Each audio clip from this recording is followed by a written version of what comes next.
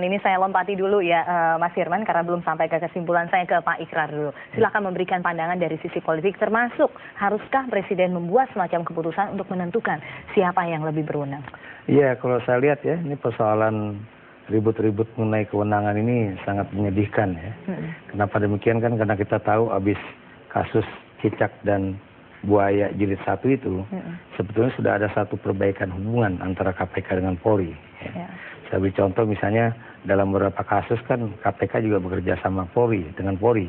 Saya beri contoh dalam kasus misalnya di Sulawesi Bol ya, di Bol itu kan kerjasamanya cukup baik. Dalam kasus-kasus yang lain juga demikian ya. Cuma persoalannya tiba-tiba ada kasus yang terkena dengan polisi sendiri. Nah ini yang kemudian menimbulkan suatu problem ya. Dan ya saya terus terang bukan orang dari fakultas hukum ya. Tapi kalau kita lihat dari sisi kemungkinan mana yang lebih baik, saya melihatnya memang KPK yang lebih baik untuk menangani.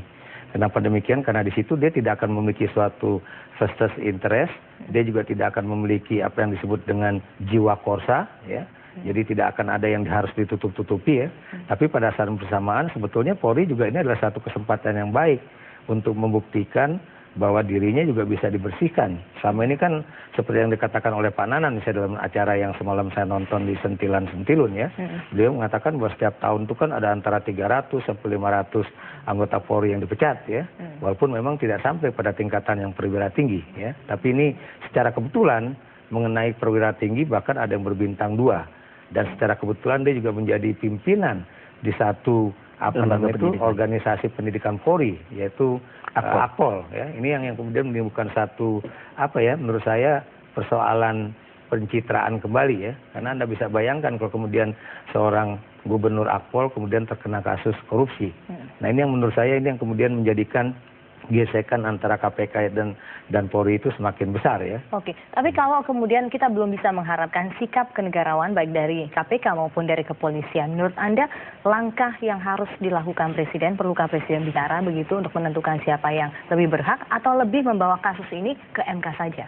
Kalau buat saya harusnya memang Presiden memutuskan ya. Ini bukan terkait dengan persoalan apakah dia ingin melakukan intervensi atau tidak intervensi. Karena dalam kasus Bibit dan Chandra itu juga terjadi intervensi di situ ya. Tapi yang ingin saya katakan di sini adalah kalau memang dia tidak bisa memutuskan secara langsung, seperti tadi katakan Bang Buyung, mungkin dengan cara dialogis yang misalnya dipanggil baik Kapolri maupun pimpinan KPK. Dan mungkin dari situ kemudian barulah Presiden bisa memutuskan.